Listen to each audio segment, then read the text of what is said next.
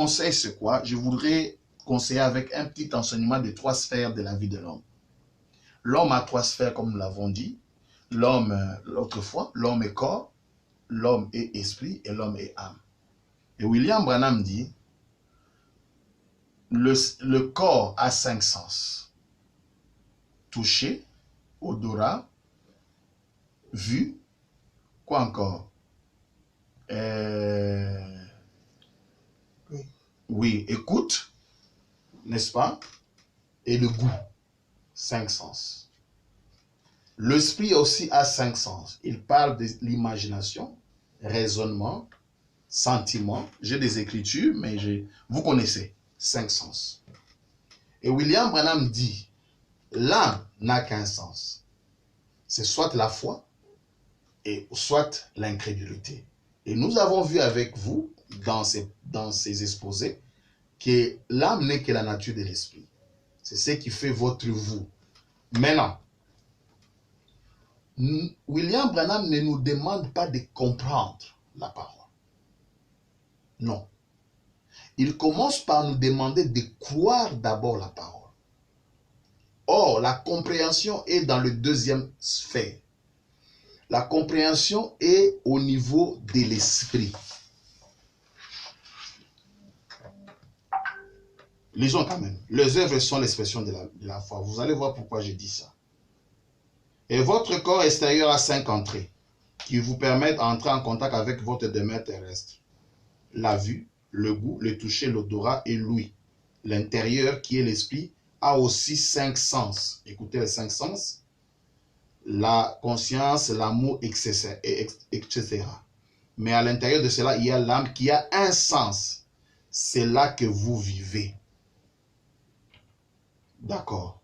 Lisons la plus grande bataille jamais livrée. Maintenant, si vous avez essayé, en rentrant chez vous, et que vous dessinez trois petits cercles, vous verrez que l'extérieur, le corps a 5 sens par lesquels il peut être contacté.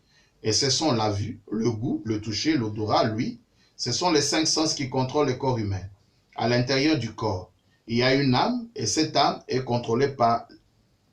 Là, il a dit âme, mais avant il disait âme, mais c'est l'esprit. Elle est contrôlée par les imaginations, la conscience, la mémoire, les raisonnements et les afflictions. 5. C'est ce qui contrôle l'âme. C'est avant. Après, il a corrigé, il a dit l'âme, c'est... Et l'esprit, il n'y a qu'un seul sens. L'esprit. Voilà les 5 sens de l'esprit. Il dit, c'est quoi? Les imaginations, la conscience, la mémoire, les raisonnements et les afflictions. On ne raisonne pas avec les touchés ou avec la vue. Comme vice-versa, on ne touche pas avec l'imagination. Il faut toucher quand on touche, c'est...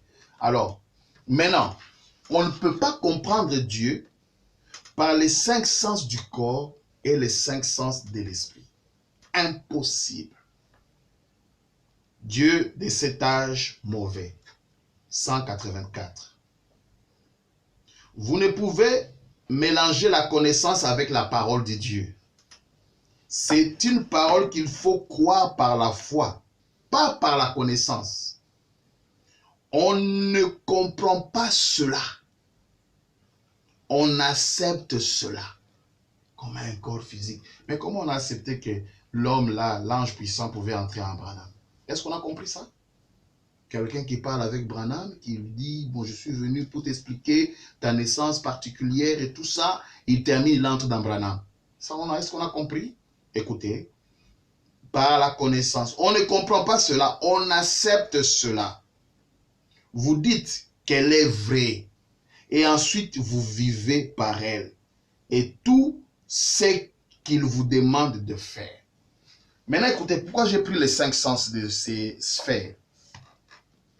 Lorsqu'on vous prêche la parole, si vous utilisez les 5 sens du corps, pourquoi la parole, vous n'y arriverez pas? Branham seulement avec les yeux, lorsque les gens le voyaient, on voit quelqu'un court, chauve, avec la vue, les gens ne pouvaient pas croire Branham. Impossible. Même les gens qui pouvaient les toucher, avec la touche. Non, non, non, non. On ne pouvait pas croire Branham. Avec les oreilles aussi, non, on ne pouvait pas croire Branham.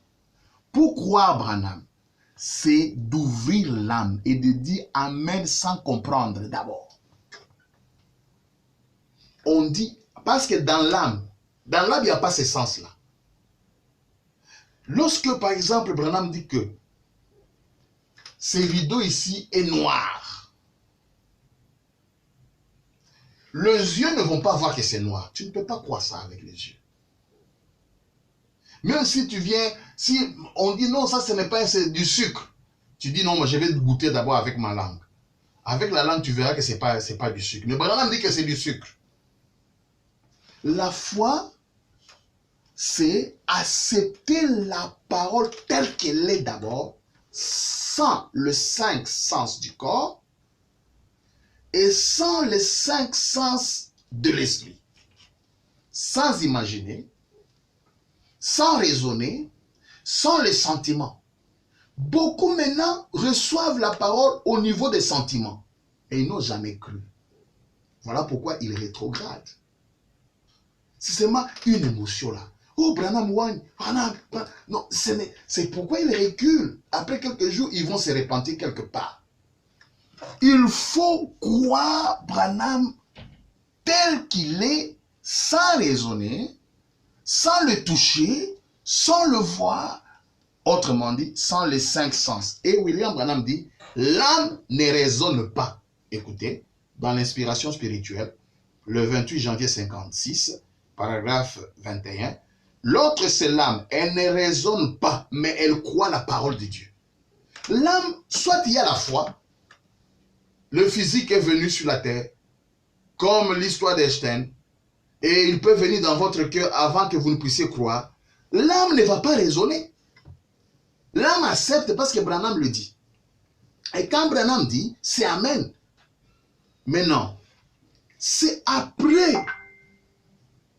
C'est après qu'à partir du dernier sphère, William Branham a parlé de la purification de la colombe.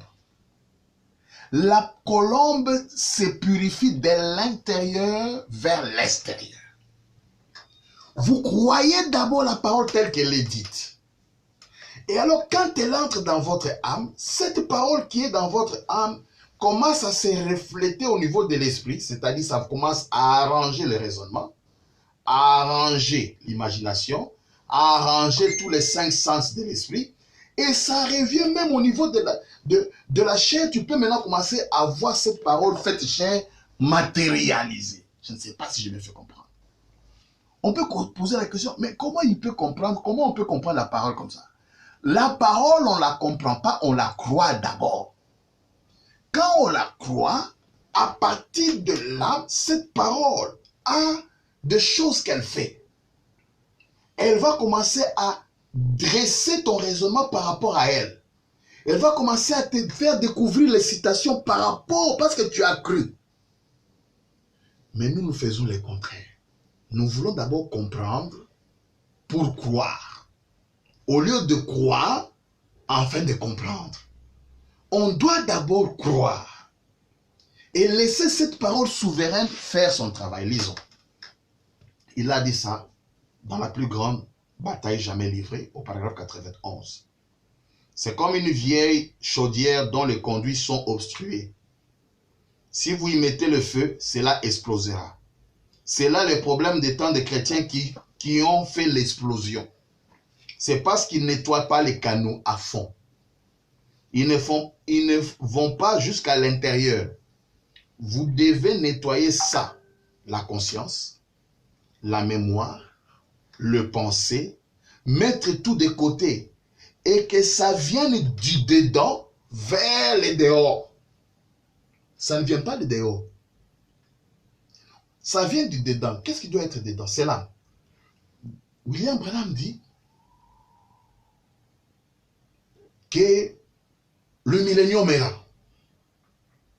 Vous commencez à raisonner. Les milléniums, attendez, les milléniums, mais il y a des gens, comment? Vous êtes enlevé comment? Mais on vous voit entrer dans le bus.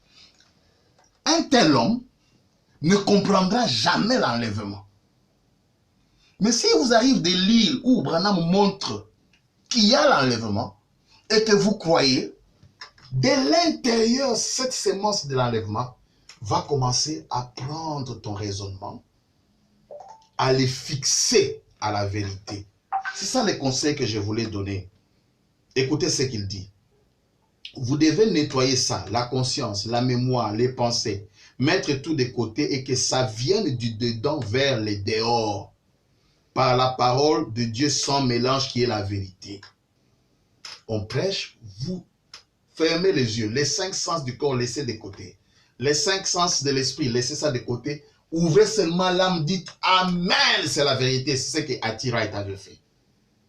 Et vous voyez, elle avait seulement cru. Branham dit, j'ai créé les écureuils. Elle n'est pas allée dire, tu as créé comment? Tu as fait comment? Non, non, non.